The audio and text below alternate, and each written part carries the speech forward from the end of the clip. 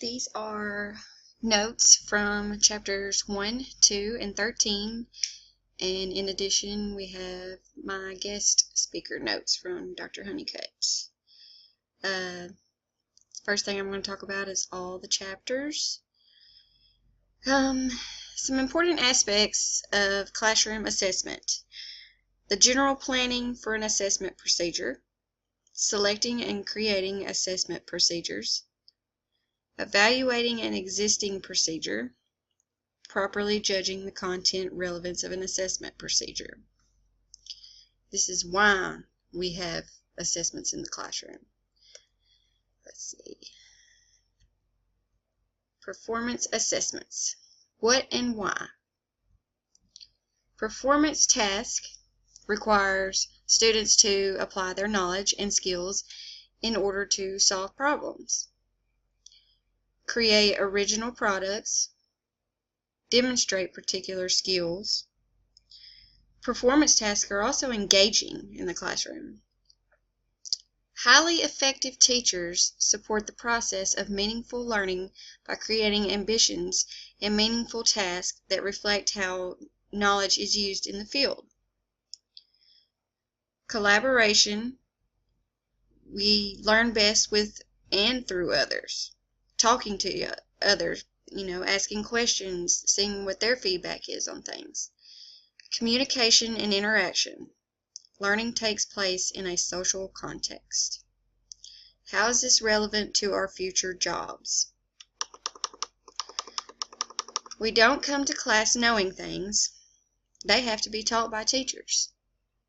A lot of the students that we're going to have, they're not going to know anything, or they may know some things that we teach them, but this helps us get through what we're going to do.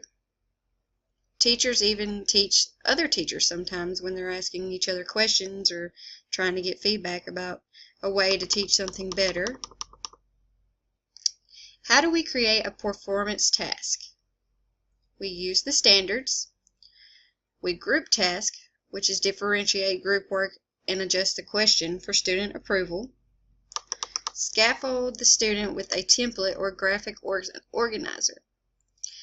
Focus on essential knowledge for the student and be able to address different levels of difficulty. Allow room for creativity and originality. And the most important, we have to be flexible with anything that we do. We have to be able to submit to the students, basically, to help them learn what we're trying to teach. Rubrics and checklists are used for assessments. A criteria checklist needs to be included with clear expectations. The lots should also be included in this. A criteria checklist is an effective formative assessment strategy to monitor specific skills, behaviors, or dispositions. It helps to organize their task into sequence steps that will lead to a completion of a complex task. It helps focus on specific tasks using thinking skills, social skills such as communication and interaction, speaking skills such as being confident when they're talking. I apparently need to work on that one. Why should we use checklists? They help us stay on task. They are a reminder. They help us focus, manage our time, and they are quick and easy. So how should we use these checklists? They help us decide which area. Well, first we decide which area we're going to teach, and then make sure the students know what the area is going to be that we're teaching. Rubrics refers to a scoring guide used to evaluate the quality of students' responses, usually related to a performance. Students should know what is expected of them. It should match the task as well as the standard and what's on the benchmark. Why should we use rubrics? It requires the teacher to identify knowledge and skills critical to complete the task at hand. It helps you be more consistent. What is the checklist rubric connection? A checklist helps you organize, and the rubric will identify the criteria used to score. What is the importance of specifying learning outcomes? Learning objectives specifies what you would like students to achieve when they have completed an instructional segment, such as cognitive, affective, I hope I said that right, I think I said it wrong, psychomotor. Some examples of these major objectives are deciding what students are to learn, carrying out the actual instruction, and then evaluating the learning. We have to do this with every lesson that we have. This is the best way to be able to know whether or not the student is understanding what we're teaching, so that we can go back and reteach what we need to. Why is this all important for our classroom teaching skills? State and Common Core standards. Standards are statements we as teachers must teach because they are what is expected of the student to learn. There are plenty to choose from, and they can be found on the Arkansas Department of Education website. We have to help those kids score high on these signature assessments. That is what we are as teachers are being graded by. The scores that these students receive on these tests are judging us as teachers. We have to be able to make the mark. I mean, we need these assessments so that we can go back all the time and reteach what these students aren't understanding. Now I'm going to talk about Dr. Honeycutt's lecture that we had today. She taught us how to understand how to triangulate data of a student's score from signature assessments. And when I say signature assessments, I didn't know what that was until today. And those are the tests such as benchmark, and I think she called it PARC, and she said something about ACT aspiration, maybe? I couldn't really understand what she said on that last one.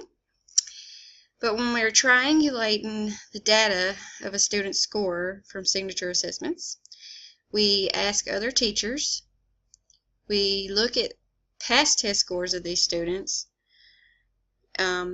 we can talk with a GT teacher or a special education teacher, and that specifically is, you'll know which one to talk to, because if the test score is high or if it's super low, we'll know whether to go to the GT or the special ed teacher. We can use trend data to find out which standards the students do not understand, so that we can reteach what are needed. And when I say trend data, that's scores or data that's collected over a period of time, such as, say, the first 6 tests or that we give over some standards that we have been teaching. Say that they went from 90 to 80 to 20 to back to 80 to 90 to a 10. We want to figure out those 2 low scores in there, such as the 20 and the 10, and if it's the same standard that we were trying to teach, we need to go back and reteach those standards, because apparently that student is not understanding. We need to develop a test blueprint to help us figure out how many of the students are not understanding and how many are. It is very easy to read. It's basically a chart that has what standards we are using, the objective, the activity that they're going to do while they're learning this objective, the assessment, the question, and when I say the question, that means, how many, just like today when we talked about the dogs, how many legs does a dog have? And if the correct and the incorrect will show how many people understood the standard or how many didn't. We can also use a pretest before we even begin teaching a lesson, so that we can already know in advance how much the students do know about the subject or even how much they don't know about the subject. And everything that she taught us today in class was very, very helpful. And a lot of it I did not already know, and very thankful for that she came in there, so I understand a whole lot more of what's going on with these standards and teaching and how important they are to our teaching careers. This helps me look forward to everything I'm going to be doing.